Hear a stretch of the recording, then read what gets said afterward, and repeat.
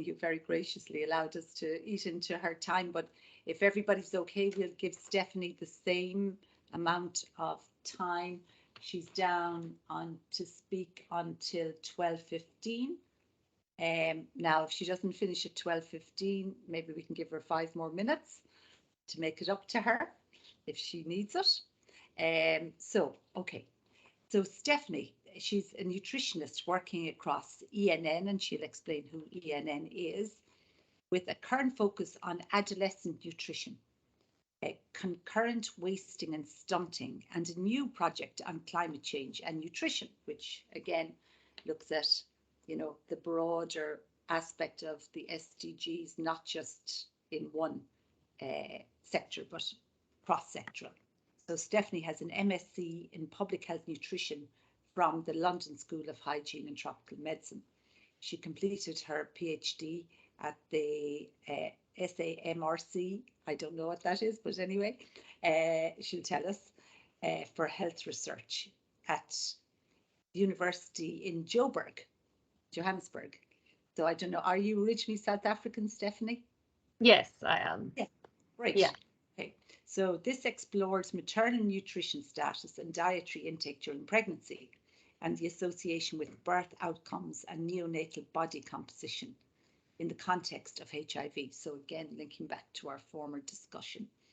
As a postdoc, she expanded her focus to how multiple maternal nutrition and health exposures influence fetal growth, and the first 1,000 days being a focus.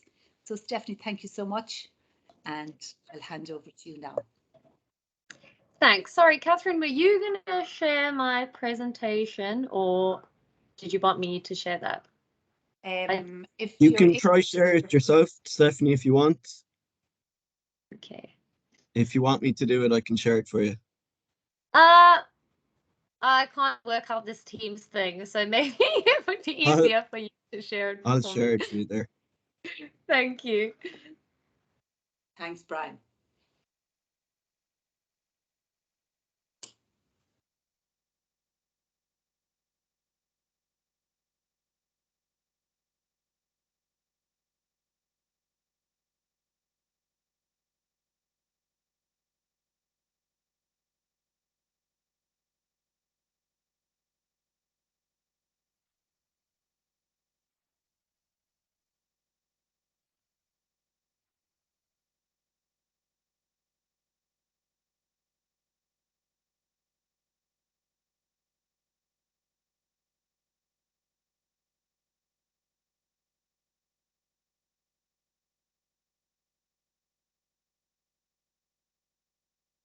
Apologies, 1 sec. I just have to find. Did you send it to me, Catherine?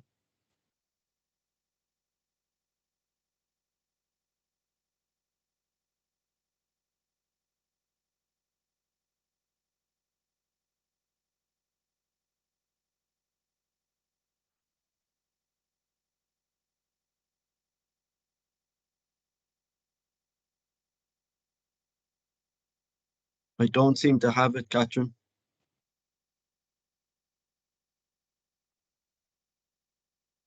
Can I just suggest something, Stephanie? If you just go to the top right of hand of the screen where it says leave, there's a share button. With an arrow going up. Okay. Oh, okay, yeah. Yeah, if you click on that, it'll show you different things from on your own laptop.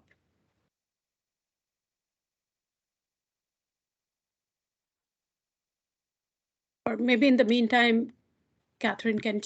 Catherine, you're on mute. We never heard you. You're still on mute, Catherine.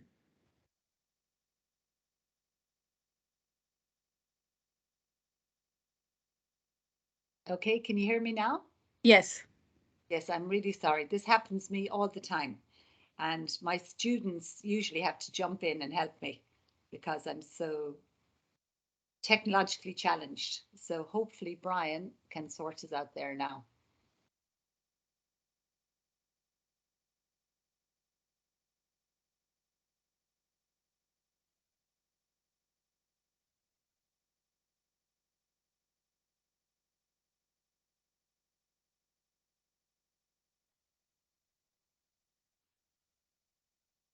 I might just ask while we're doing that.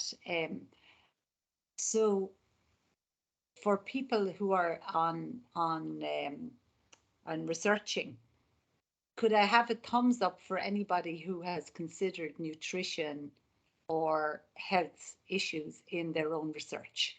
If you're a social scientist or an economist or environmentalist, and taking health in its broadest definition, could I have a thumbs up for anybody who has considered health or any aspect of health and nutrition in their research, please?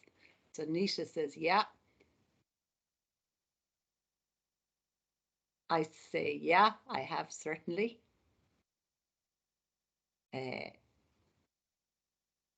Paul, I see Paul Keating there. Paul, have you in your research considered health issues? Sorry, I'm putting you on the spot, but I know you're well able for it. I have now, but my hesitance was because it's in the dim and distant past, so in recent years, but I would have done a lot of research in Ethiopia again and in East Africa more broadly on WASH in particular, and obviously in terms of water and sanitation, health and nutrition are central. So yeah, I would have done a good bit, and gender as well in terms of access to health services and water at local level. Yeah. Right, Catherine, I still don't have Stephanie's presentation. Okay, done now.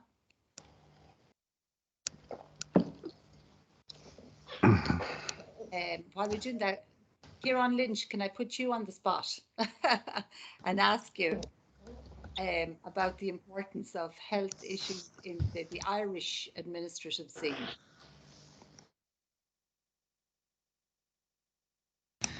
That's certainly putting me on the spot, because I mean, like before, you know, we're so much in our silos. Like Sure. when we're doing local development, do the health people contribute? It depends very much. I think what I would say is in terms of contribution to any specific activity in any particular area, it's so linked into the individual interests of individual actors within agencies and so on. But I would personally say, just from my experience, the health service in general has tended to withdraw from that kind of engagement over the last period of time rather than increase it. I think there was a kind of a policy decision not to engage so much at local level in that kind of community-based. I'm not saying there aren't community-based programs, there are, but not so much in participating at a strategic level. I think that has been less evident certainly in recent times, I would have said. Sorry, can I come in? Sorry, I can't find my hand to put it up. Can you hear me okay? Yeah. Just to make a kind of a comment, I suppose, on that. Like one of the challenges is like definitely health and nutrition, and I'm sure Stephanie will echo this as well. But one of the challenges is it very much is a science in its own right. And one of the challenges when you start to kind of say, well, we'll do a little bit of nutrition or we'll do a little bit of health, is that somehow it can nearly get watered down. So I think you just need to be a little bit careful that you don't end up attaching labels and saying, oh, you know, we're very much involved, we're doing a bit of nutrition, you know, interventions, or there's a bit of a health intervention as part of this bigger program. You know, and I'm going to throw that out and kind of equally follow it up by saying I completely agree we don't want to be in silos, but I just think we have to be careful in terms of when we, I think it's good if we can get the expertise involved as well, but we just need to be careful in terms of attaching labels around, yep, our program or our intervention was very much, there was a nutrition component part of it. But that we really think long and hard and carefully about what does that mean and what the intervention is. Thanks.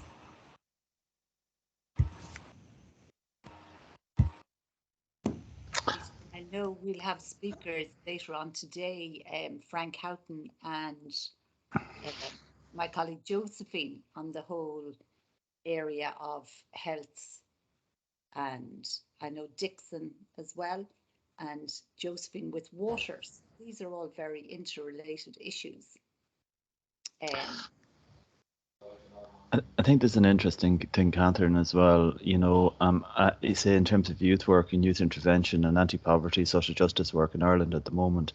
I mean, especially in youth work, there's a strong emphasis on mental health and well-being. There isn't such a strong emphasis on physical health. There isn't such a strong emphasis on nutrition and poverty, which I think is sort of it's interesting in terms of those types of omissions.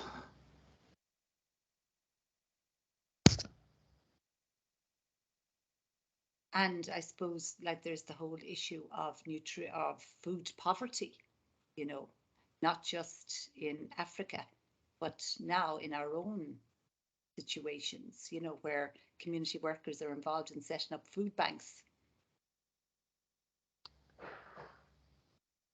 Great. So Absolutely. Brian, I think we're in business, are we? Yeah. Yeah. Yeah.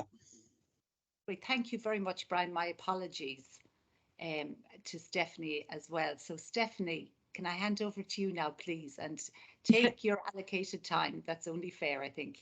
Thank you. Great, thank you. And sorry to everyone for that delay. So yeah, thanks so much for the opportunity to present at your summer school today. My name is Stephanie and I'm a nutritionist with the Emergency Nutrition Network. And the topic for my presentation today is nutrition and the Sustainable Development Goals. So next slide.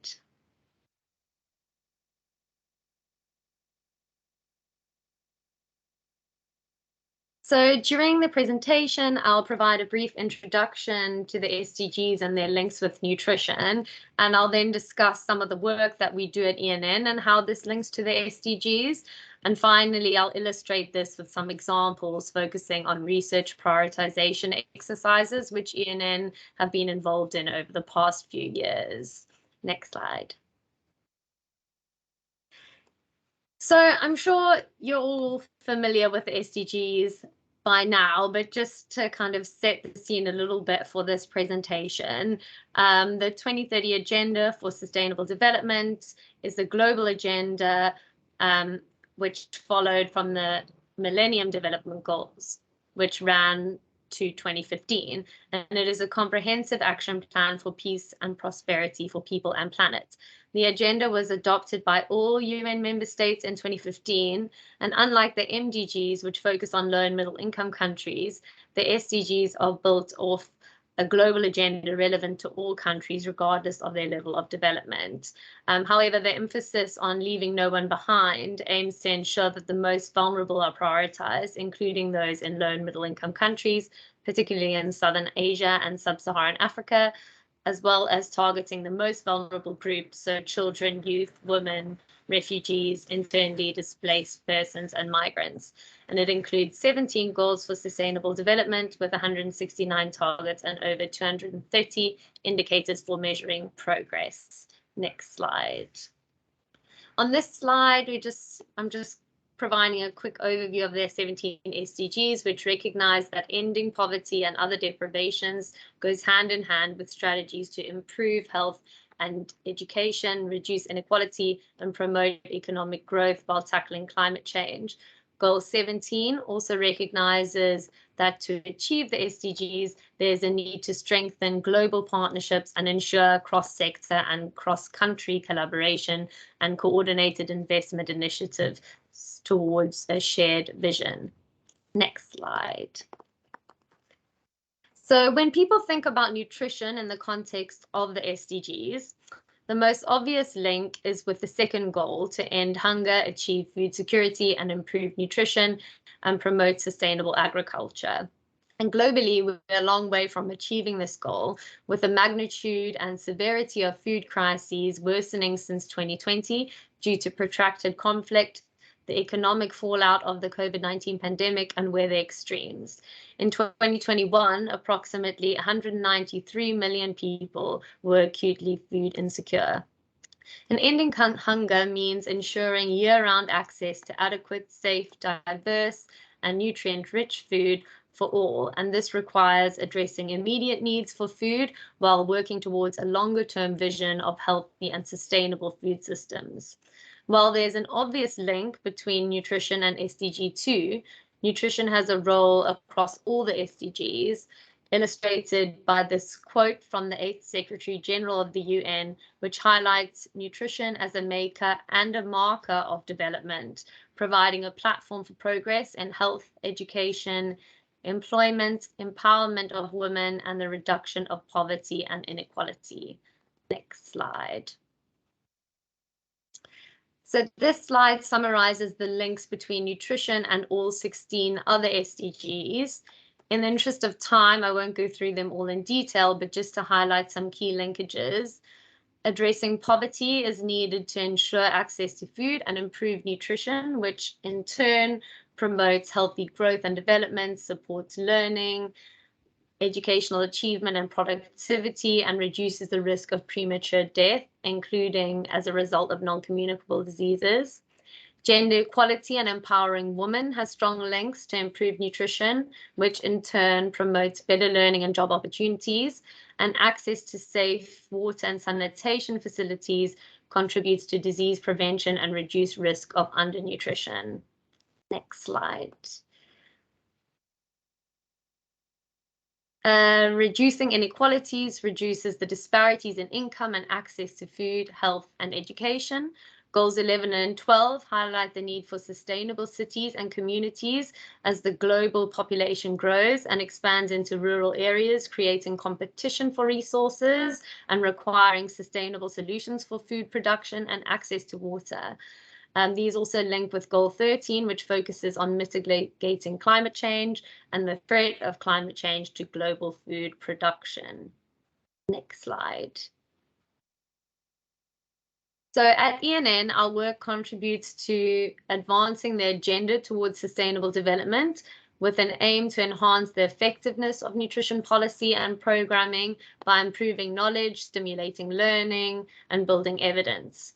Our work falls under a number of strategic pillars, including evidence and research. So we partner in research and evidence building throughout the research life cycle, working with a range of stakeholders to navigate what evidence exists and what gaps remain to inform research agendas, advocacy, policy, and practice.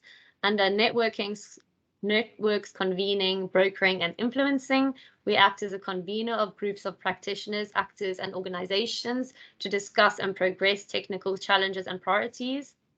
Within the practitioner-led knowledge capture, curation, and exchange, this area of our work includes our flagship publication Field Exchange, our online technical forum, and digital media hub.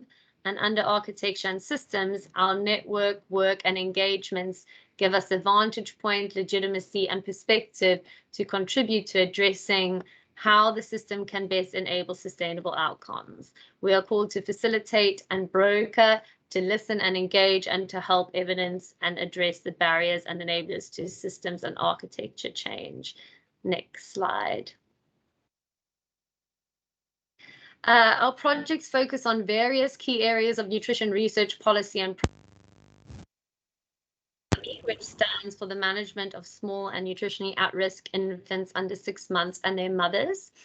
The MAMI Global Network is an active community of implementers, researchers, and policymakers coordinated and co-led by ENN, who work together to improve policy, evidence, and practice by enhancing mutual capacity, bridging disciplines, addressing evidence gaps, and championing MAMI care. And the MAMI care pathway is an integrated care pathway approach developed by the MAMI Global Network. And their pathway package is a resource material that guides practitioners on how to identify, assess, and manage small and nutritionally at-risk infants under 6 months and their mothers. And it can be applied across development and humanitarian context in both government and NGO-delivered support services. And components of the package include screening, assessment, and support of infants under 6 months and their mothers. The WAST project explores the relationship between wasting and stunting and the separation of the two forms of malnutrition within research policy and programming, with wasting being the focus in humanitarian and stunting being the focus in development contexts. To do this, ENN set up the WAST Technical Interest Group in 2014, which is a group of 42 expert researchers, programmers, and donors who work together on various activities around this topic, reviewing existing evidence, identifying research gaps, conducting secondary data analysis, and exploring the implications for policy and practice. Our adolescent nutrition project more recently has been aiming to fill the gaps in evidence policy and programming around nutrition between 5 and 19 years of age. And ENN also coordinates a special interest group in this area, which is more informal group of researchers, programmers, and national level representatives, providing a network to share work in the area. We also conducted a research mapping exercise and a series of systematic reviews to summarize evidence and identify gaps. For both WAST and adolescent nutrition, we have also featured the topics in a special section or a special issue of our publication Field Exchange, which summarizes research and shares best practice from the field. All of these projects contribute to global progress towards improved nutrition and sustainable development. Next slide. So I'll now focus on some specific work that we have done and the methodology behind it. So ENN has been involved in several research prioritization exercises over recent years, which aim to generate a list of research priorities to stimulate and guide further research using the well-established Child Health and Nutrition Research Initiative, or CHINRI method. The method was first published between 2007 and 2008 to assist stakeholders in prioritizing health research investments, and it's now the dominant approach to setting health research priorities, promoting better balance between investments in fundamental research, translation research, and implementation research. And key principles of the method are that it is systematic, it generates consensus between various stakeholders, it engages a wide audience to set priorities, and it provides evidence to catalyze research. Next slide. So in 2015, the MAMI group, which I mentioned, undertook a CHINRI exercise during which 64 experts scored 60 research questions based on their answerability, their likelihood of intervention efficacy, their effectiveness, their deliverability, sustainability, impact on disease burden, and impact on equity. And findings from this exercise identified clear ways forward for future research. For example, through exploring how wasting should be defined in infants under 6 months of age, how to integrate identification and management of wasting into other healthcare programs for this age group, and the optimal package of care for outpatient treatment. And this work has been highly influential in prioritizing this vulnerable group of infants under 6 months of age in policy programming and research agendas. For example, it played a key role in incorporating community-based management for infants under 6 months of age into the 2013 WHO guidelines. Next slide. The WAST group also undertook a CHINRI exercise, which was published in 2016. During this exercise, 18 experts prioritized 30 research questions based on their answerability, their usefulness, and their impact. Prioritization of research within the exercise was primarily related to interventions and programming that can impact both wasting and stunting, with a focus on interventions to inform appropriate timing of treatment and prevention. The results provided the WAST Technical Interest Group with clear work plan priorities to further explore links between wasting and stunting, with a large body of the work focusing on further analysis of existing data sets. And the work has contributed to a solid evidence base around the linkages between wasting and stunting. It's encouraged a shift in the narrative and bridged the divide between the wasting and stunting communities. Next slide. So more recently, I've been involved in a Chinri exercise focusing on the nutrition of school-aged children and adolescents. So I'll use this experience to discuss the methods for a Chinri exercise in more detail, as well as to share some of the results and implications. So just some brief background as to why we undertook this exercise. Middle childhood and adolescence are periods of substantial growth, development, and learning with long-term implications on health, well-being, and productivity. There's been a growing recognition of the importance of nutrition to support growth, development, and maturation during this period, providing a foundation for adult life and the health and well-being of the next generation.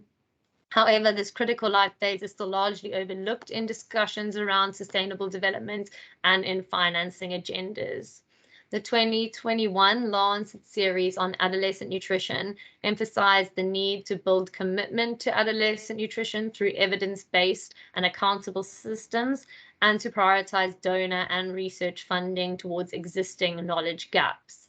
And to help inform the research agenda, prioritize research gaps, and galvanize commitment to the agenda, we conducted this Chinri research prioritization exercise last year, and it's currently under peer review. Next slide.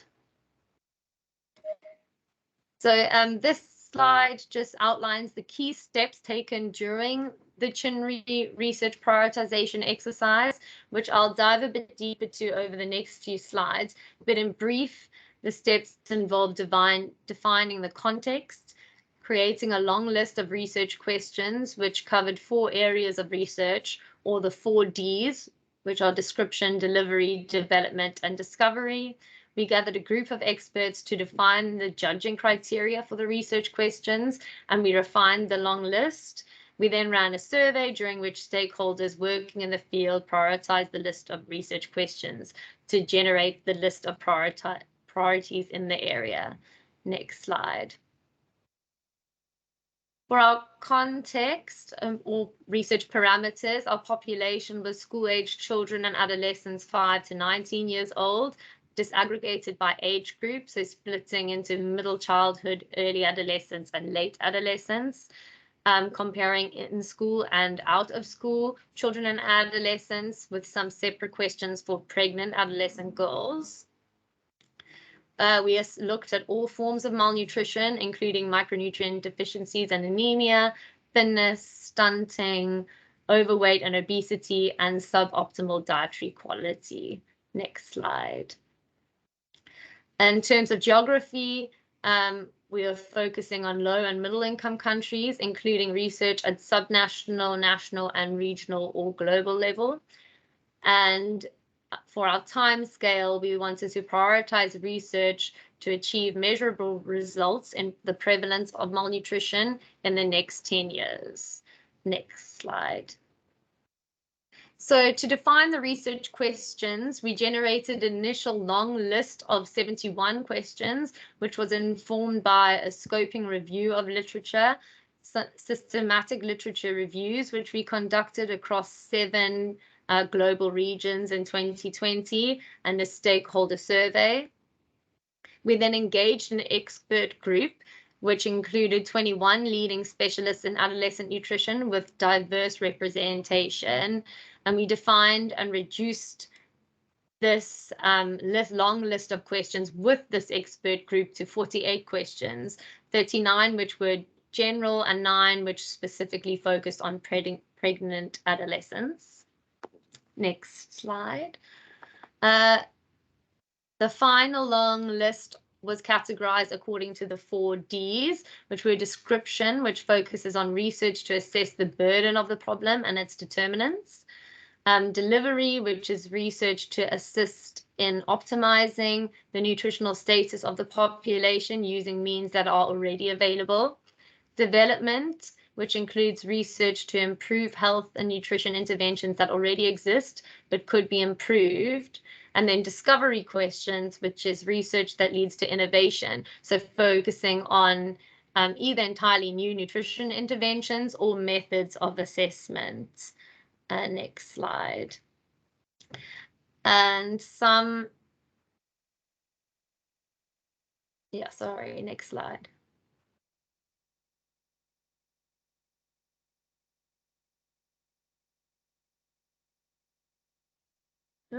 Sorry, can I have the next slide, please?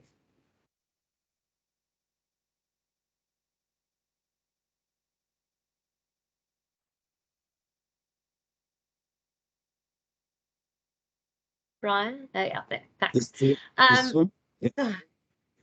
And so some of the research questions were also ranked by age group, so split between the middle childhood, younger adolescent, and older adolescent age groups, compared the in-school and the out-of-school children and adolescents, and then compared between pregnant and non-pregnant adolescents. Next slide again, please.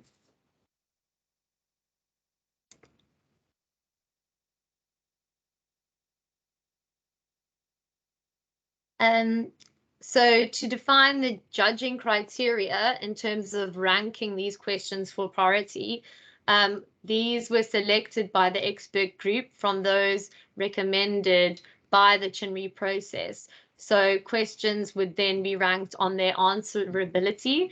So how answerable would this research question be? Their effectiveness, how effective would the likely nutrition intervention or improvement be that might arise from the research question?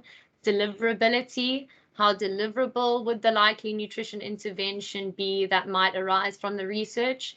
And equity, so in theory, how much potential is there for the likely nutrition intervention to improve equity among the population?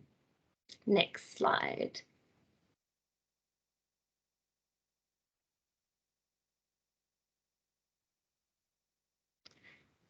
So this list of research questions was set up into a survey, which we published online from July to September 2021. And the survey was available in English, French, and Spanish. And the order of the question sections was randomized to ensure a similar response rate per section. It was quite a long survey to complete, so we didn't want to just include them in the same order so that everyone only filled out one section of the questions. The survey link was circulated via the expert group, our ENN Adolescent Nutrition Special Interest Group, an Adolescent Nutrition webinar emailing list, our ENN forum, UNICEF country offices, World Food Programme country offices, and our ENN social media platforms. Next slide, please.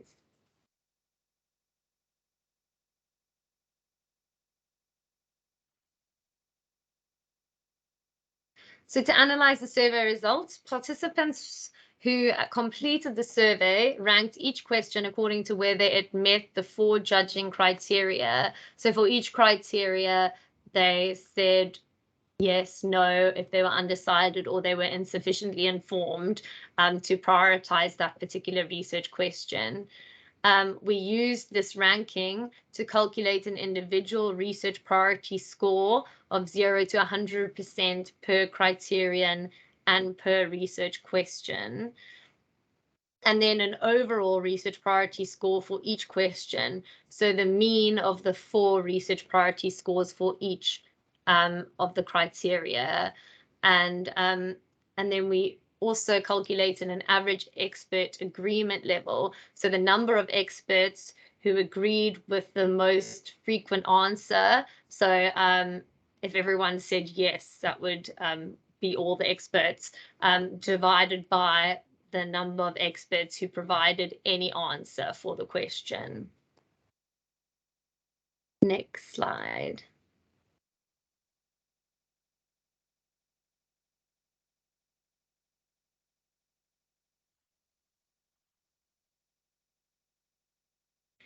So some brief results, characteristics of the respondents to the survey. We had 285 people who registered for the survey, and 116 respondents completed at least one section of the survey.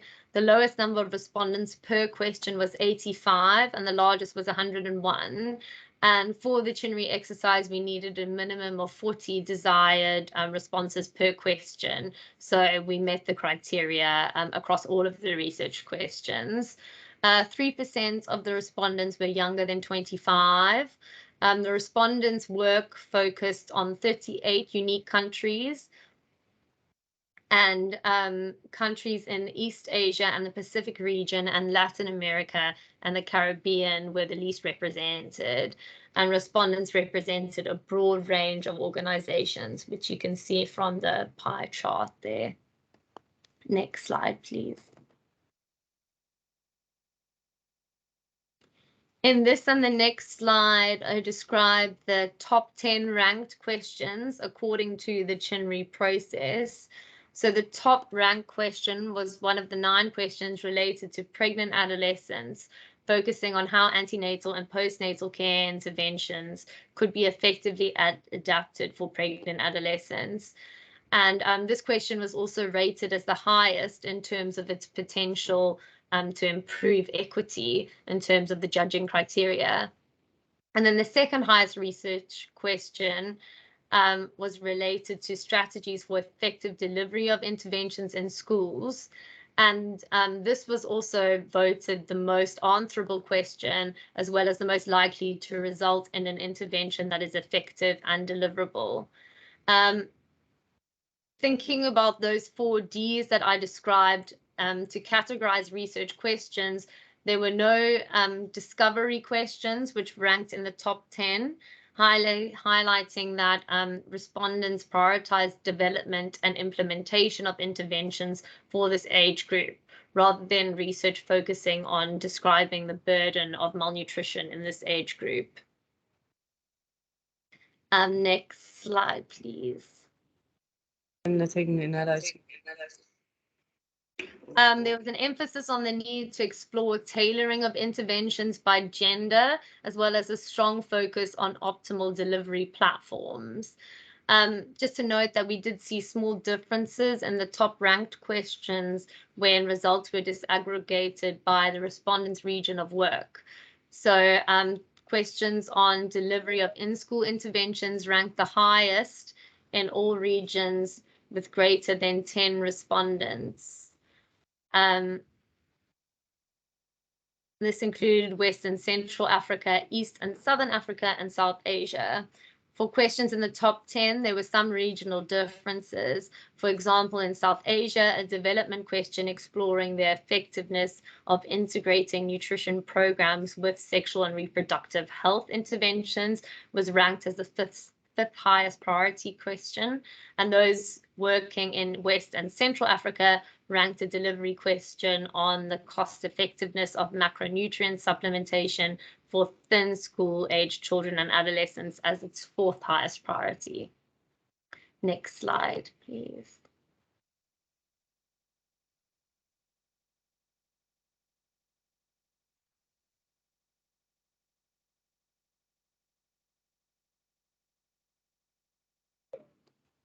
Next.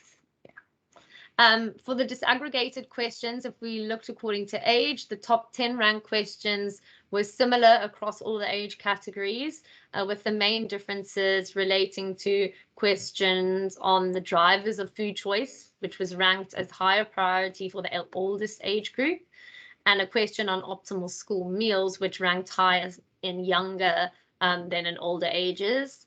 Comparing adolescents and school-age children who are in school compared to those out of school, the top question for children and adolescents in school related to effective delivery of interventions in school, and the top question out of school related to alternative delivery platforms, which makes sense. Other questions were similarly ranked for those in and out of school, but expert agreement was lowest for questions related to out of school adolescents. So some key takeaways from this exercise was that there's a lack of research on nutrition during middle childhood and adolescence, and that optimizing nutrition during this critical period has huge potential for improving growth, health, and development in current and future generations. And findings from the CHINRI research prioritization exercise help to inform the research agenda to tackle malnutrition with a focus on developing existing interventions and understanding how best to deliver them. And they showed that research programs should incorporate implementation research to inform delivery of effective interventions to this age group, beginning in schools. And academic research on the development and tailoring of existing interventions is needed, with a focus on how to package multi-sectoral programs and how to better reach vulnerable and underserved subgroups, including pregnant adolescents and those who are not in school. Next slide, please.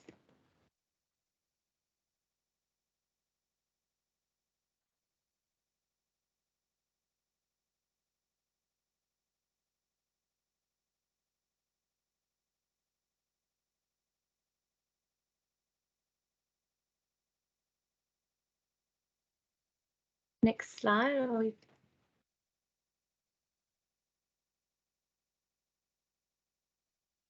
I'm not sure what's happening, Stephanie, but maybe would you like to just verbally wrap up for us? And yeah, so I mean the last slide was really just kind of my closing remarks anyway. So kind of we know that improving nutrition is central to global development and to achieving the Sustainable Development Goals, and identifying key research gaps and priorities is an important to guide the development of effective, scalable and sustainable interventions.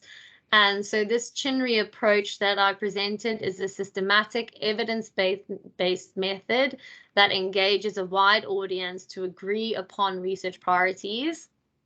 And the CHINRI exercises have informed the research agenda across ENN's projects.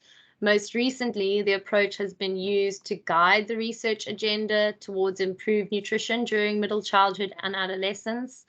And ENN, along with others, will be taking this work forward to develop a clear roadmap for developing, tailoring, and implementing effective interventions contributing to the global development agenda.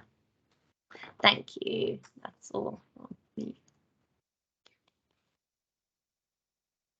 Definitely, thank you so much. That was really, really interesting. And, you know, as somebody who knows nothing about quantitative research, it's great to hear somebody putting it across so clearly.